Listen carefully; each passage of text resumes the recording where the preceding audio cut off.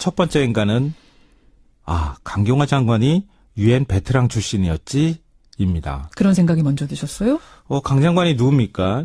유엔 사무총장 정책 특보 출신이잖아요. 그렇죠. 인사청문회 과정에서 여러 위장전임이라든가 부동산 문제 이런 이제 문제 때문에 잡음이 좀 일기는 했지만 역대 외교부 장관이나 반기문 전 유엔 사무총장까지 외교부 장관으로 최적임자다 추천을 했을 정도로 다자 외교에는 강점이 좀 있습니다. 강점이 다자 외교예요. 그럼요. 예. 한 번도 못 만나본 사람하고 여러 번 얼굴 마주친 사람, 여러 국가들의 어떤 사람들을 알고 있다고 하는 것은 엄청난 자산일 수 있거든요. 그러니까 이분의 능력을 우려하는 분들도 대북 관계 요쪽을 잘 알 것인가 요거를 염려는 했습니다만 다자 외교에 있어서 인정을 그렇죠. 했던 사람이니까. 예, 맞아요. 예. 근데 아니나 다를까 어제 틸러슨 장관과 25분간 통화가 이루어졌는데요. 가장 눈에 띄었던 부분은 별도의 통역 없이 1대1로 거침없이 대화를 주고받았다는 겁니다. 외교부 장관이면 다 그런 거 아니에요? 그런 건 아니에요. 아니에요? 외교부 장관이라고 해서 이 일반적인 회담이나 이런 거 할 때 아주 예민하게 단어들이 오고 가고 있기 때문에 그건 통역을 써야 돼요. 그래요? 예. 근데 강 장관은 미국인보다 더 영어를 잘하기로 유명하잖아요. 미국인보다 더 잘해요? 원래 우리나라 온 외국인 중에서 우리나라 사람보다 말 더 잘하는 사람 같다는 느낌 받는 사람도 있잖아요. 그렇군요. 그러니까 통역이 없다는 말이 이게 굉장히 중요한데요. 외교적인 거에서. 사실 외교에 있어서는 서로 간에 상대방의 감정의 흐름들 그걸 예민하게 읽는 게 굉장히 중요하잖아요. 그렇죠. 예를 들면 우리가 대화를 할 때도 살짝 토라졌어.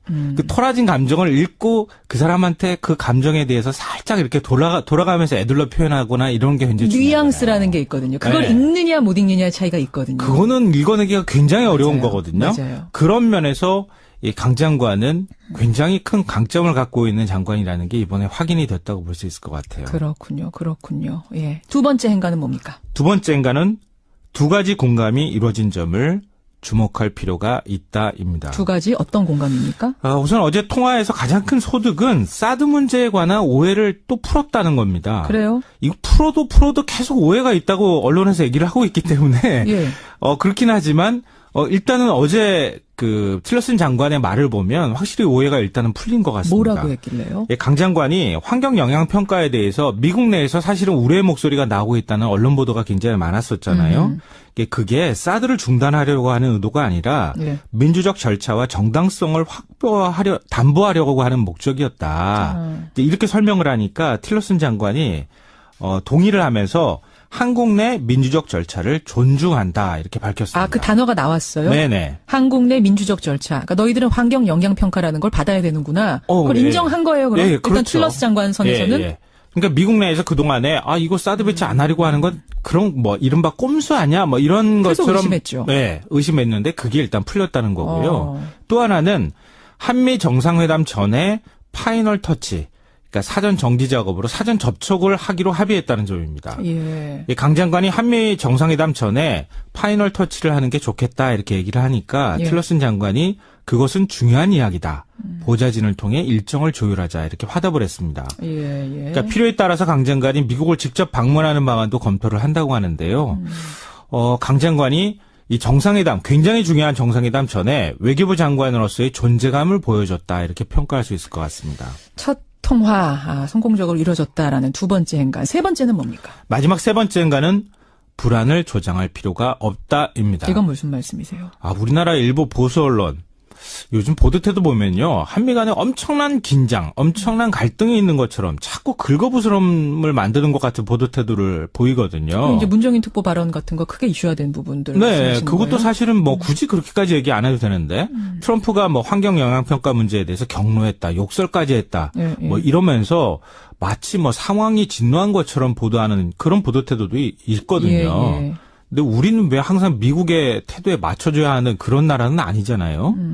너무 사대주의적 사고가 있는 것 아닐까 이런 우려도 있는데요. 사실 내용적으로 보자면 한미 간에는 큰 이견이 없습니다. 방금 전에 사드 문제 말씀드렸죠. 북핵 반대하죠. 원비어 사망 같이 규탄하고 있죠. 만약 서로 간에 이견이 있다면 그건 외교력으로 풀면 되죠. 설득하고 믿음을 주고 이런 시간이 좀 필요한 거거든요. 그러니까 강경화 외교부 장관이 시험대에 섰고 잘 해내리라고 앞으로 좀 믿고 싶습니다. 여기까지 오늘의 행간 김성환 씨 수고하셨습니다. 네, 고맙습니다. 지금 강경화 장관이 주말 오후부터 일하기 시작했는데요. 그동안 전직 사무총장 둘과 현직 사무총장과 직접 통화를 했다고 합니다. 그리고 앞으로 한미 정상회담을 비롯한 각종 외교 현안에 있어서 협조를 약속받았다고 하네요. 야, 과연 주말에 미국에 자기가 스스로 전화해가지고 번호 딴 것도 대단하잖아. 직접 이런 얘기를 원어로 할 수 있는 장관. 전화번호를 딸 이유가 벌써 대화가 하고 있는 분들이잖아요. 항상 전화번호 따로 안 따고 그렇죠. 직접 전화해서 전직 유엔 사무총장들, 현직 유엔 사무총장과 대화할 수 있는 외교부 장관을 가진 나라가 얼마나 있겠냐는 그러니까 거야. 저는 너무 든든한 게 구테레스는 놓기 싫어했고 뭐 반 총장은 뭐 의뢰 알고 또 너무나도 그 유엔이 지금 활발하게 가고 싶어 하는 그 루트를 너무 잘 알고 메커니즘을 너무나도 잘 하시는 분이 있어가지고 외교는 든든합니다. 미국에서도 그렇게 오래 생활을 하셨고 트럼프가 어떻게 그 예측을 하고 어떻게 발동을 걸 건지 자체를 그냥 페이스 조절을 잘만 하시면 될 것 같아요. 그리고 특히 이번에 이제 국민 외교를 천명하면서 북핵에 능동적으로 대치하겠다는 얘기를 했어요. 나는 이 얘기가 그냥 허투루게 그냥 말로 던져보는 수사가 아닌 것 같아. 아니죠. 강경화 라인에 있어서의 어떤 강력한 대북하고의 연결고리 또는 이 외교적인 고리가 곧 발휘가 되는 모양을 볼 수 있지 않을까 하는 기대감을 가지고 하는 멘트를 들었거든요. 이분은 콩고하고도 일을 했었고 시리아하고도 일을 했었고 그 북한하고 직간접적으로 외교를 하는 나라들하고 이미 접촉을 하고 일을 하셨던 분이라서요. 김정은하고 어떻게 그 딜을 해야 되는지도 이미 파악을 하고 계시리라고 저는 믿고 있어요. 강경화 외교부 장관은 어떤 사람입니까? 최초의 여성이자 비외무부 출신. 그리고 최초의 비서울대 출신 외무부 장관이 되셨네요. 네. 지금까지 서울대 출신들만 외교부 장관 했다는 거예요? 그랬나 봐요. 그래서 70년 외교부 역사상 최초의 이런 많은 수식어를 장관이 되었는데요. 이분이 98년에는 외교부 장관 특별보좌관으로 채용되면서 김대중 대통령의 당시 클린턴 미국 대통령과 IMF 외환위기 당시에 통역을 하면서 동시통역. 네, 김대중 대통령의 굉장히 사랑을 받았다고 합니다. 원래 처음에 KBS 영어 PD였다면서요? 네, 그때 당시에 잠시 영업 방송 아나운서 겸 PD를 2년간 했고요. 그 후에 남편하고 유학을 매사추세츠 대학에서 석박사를 하면서 그때 장녀를 낳은 걸로 알고 있습니다. 제가 아까 그 외모 얘기를 했는데 제가 사람 외모 얘기 잘 안 하잖아요. 네? 외모 얘기 절대 안 합니다. 여보세요. 외모 말고 손님들 올 때마다 네. 어쩜 그렇게 예쁘세요 하던 거 기억 안 나십니까? 그거는 외모가 아니에요. 네. 저희 우리 김영삼 대통령이 그랬어요. 애무부 장관은 빠지시고. 애무부 장관. 그런데 저는 그 이분의 얼굴을 보면 인권에 찌들려 있다. 인권 때문에 굉장히 고뇌한 흔적이 얼굴에 배어 있다. 그런 측면에서 그 어찌나 사람이 저렇게 아름다울 수 있는 건가. 외모에. 고개 숙이고 머리가 흰머리 염색도 안 하죠. 염색도 안 한 그 흰머리가 섞여 있는 머리에 고개 숙이면서 열심히 일하고 인권에 대해서 고뇌하는 모습들을 정말 인간이란 저렇게 아름다울 수가 있구나. 멋졌어요, 진짜. 멋졌어요. 정말 쩔고. 예, 그리고 관료주의로 쪄들어 있는 외교부가 여성으로 앉았어요. 얼마나 불쾌할까요, 남자들이. 자기는 외무고시도 합격해서 다음에 내가 장관하려고 했는데. 그렇지는 않을 거예요. 왜냐하면 이게 단순히 그렇게만 바라볼 문제가 아니고 강경화 외교부 장관 그 후보자는 사실은 그 노무현 대통령이 외교부 국제기구국장으로 발탁을 했던 부분이고요. 그랬는데 그 하는 일이 인권에 관계된 일을 했는데 그 하는 일이 너무 마음에 드니까 코피 아난 사무총장이 그렇지. 노무현 대통령한테 졸랐어요. 달라고. 그래서 유엔에 들어가게 된 거예요. 결정적으로. 그랬고 그 다음에 반기문 총장 시절에 계속 그 특보 역할을 했고 그 후에 반기문 총장 후임 총장에 있을 때는 이제 반기문 총장이 임기가 끝나고 같이 끝내려고 했는데 후임 사무총장이 또 이거를 간청을 한 거예요. 그 남아달라고. 네. 예. 그러니까 이분은 사실은 비외무고시 출신이고 서울대 출신도 아님에도 불구하고 이미 외교가에서는 최고의 파워우먼, 파워 외교관으로 인정을 받을 만한 능력을 갖고 있는 사람이기 때문에 외교부에서도 그렇게 크게 반감을 갖기는 힘들 것 같아요. 외교부가 굉장히 폐쇄적이었었고요. 남성 중심이었고 에리트 중심이었어요. 그리고 이게 어쨌든 그런 사회에서 최초로 비외무고시 출신과 여성이 그 총지휘를 맡게 됐다는 굉장히 남성 중심의 에리트 주의자들은 불쾌하게 돼 있죠. 그런데 어쩔 수 없어요. 왜냐하면 이제는 실력이 검증받아야 장관 자리에 올라가는 시대예요. 이제는 권위 시대. 예를 들면 반기문 같은 실력도 없으면서 으름장 거리는 사람들이 이제 이런 자리에 올라오고요. 그다음에 어쨌든 안토니오 구테레스 사무총장 인수팀장을 맡았고 정책특보로 임명됐었어요. 장관으로 하지 않아도 유엔에서 굉장히 중책을 맡고 향후에도 유엔에서 더 중책을 맡을 수 있는 실력을 검증받았다. 이렇게 보시면 돼요. 루트를 너무 잘 알고 메커니즘을 너무나도 잘 아시는 분이 있어가지고 외교는 든든합니다. 든든합니다. 미국에서도 그렇게 오래 생활을 하셨고 트럼프가 어떻게 그 예측을 하고 어떻게 발동을 걸 건지 자체를 그냥 페이스 조절을 잘만 하시면 될 것 같아요. 그리고 특히 이번에 이제 국민 외교를 천명하면서 북핵에 능동적으로 대치하겠다는 얘기를 했어요. 나는 이 얘기가 그냥 허투루게 그냥 말로 던져보는 수사가 아닌 것 같아. 아니죠. 강경화 라인에 있어서의 어떤 강력한 대북하고의 연결고리 또는 이 외교적인 고리가 곧 발휘가 되는 모양을 볼 수 있지 않을까 하는 기대감을 가지고 하는 멘트를 들었거든요. 이분은 콩고하고도 일을 했었고 시리아하고도 일을 했었고 그 북한하고 직간접적으로 외교를 하는 나라들하고 이미 접촉을 하고 일을 하셨던 분이라서요.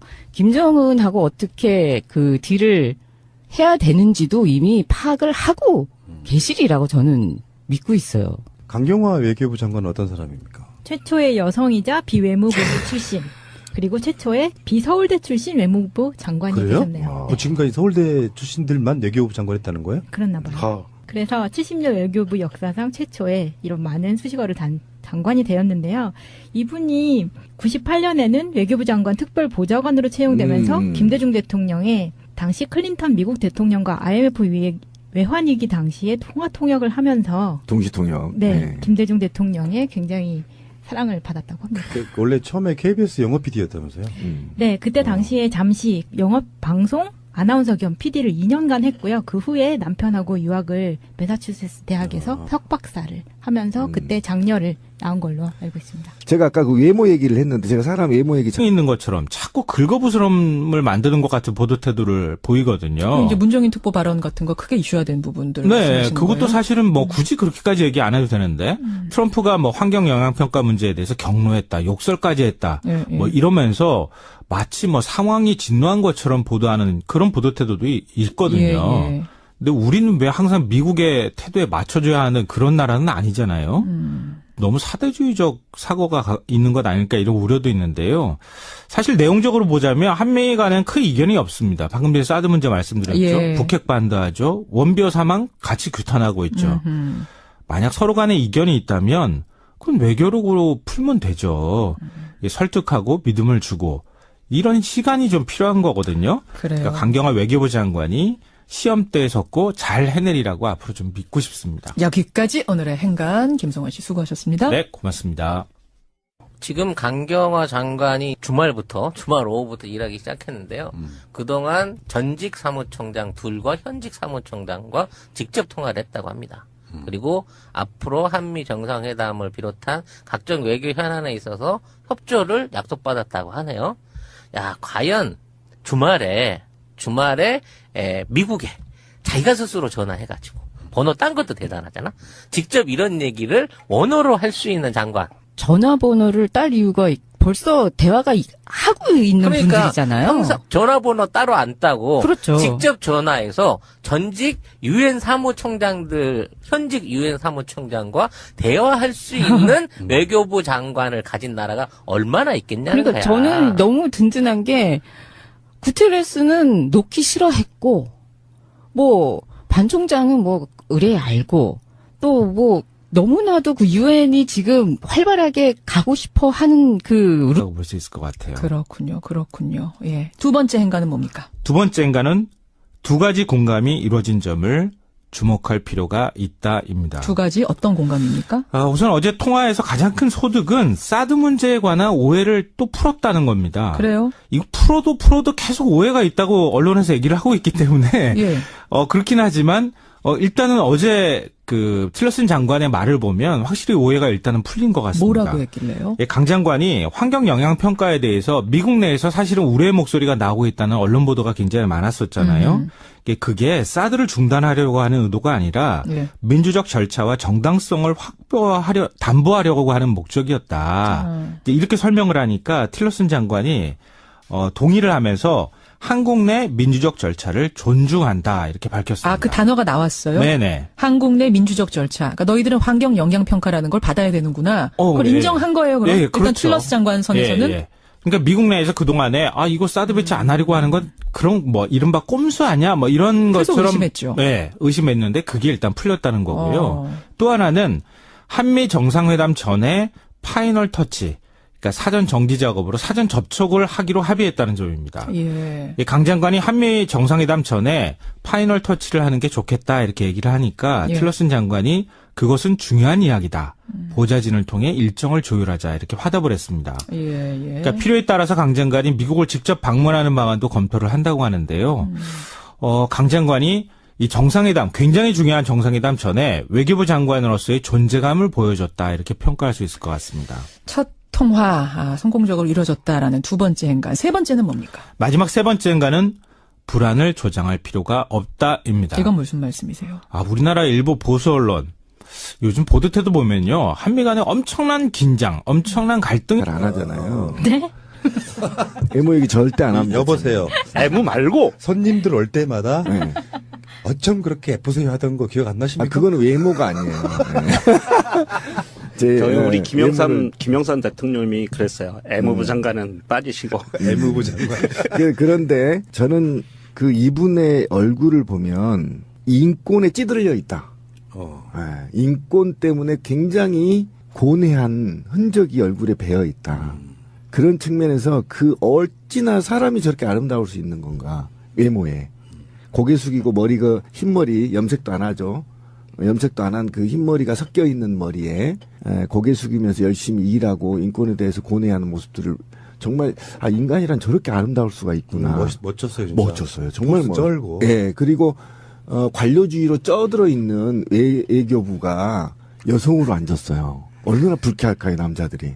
자기는 외무고시도 합격해서 다음에 내가 장관하려고 했는데. 그렇지는 않을 거예요. 왜냐하면 네. 이게 단순히 그렇게만 바라볼 문제가 아니고 강경화 외교부 장관 그 후보자는 사실은 그 노무현 대통령이 외교부 국제기구국장으로 발탁을 했던 부분이고요. 그랬는데 그 하는 일이 인권에 관계된 일을 했는데 그 하는 일이 너무 마음에 드니까 코피 아난 사무총장이 그렇지. 노무현 대통령한테 졸랐어요. 달라고. 그래서 유엔에 들어가게 된 거예요. 결정적으로. 그랬고 그다음에 반기문 총장 시절에 계속 그 특보 역할을 했고 그 후에 반기문 총장 후임 총장에 있을 때는 이제 반기문 총장이 임기가 끝나고 같이 끝내려고 했는데 후임 사무총장이 또 이거를 간청을 한 거예요. 남아달라고. 네. 예.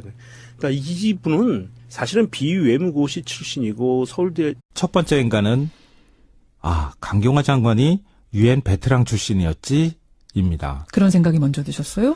강 장관이 누굽니까?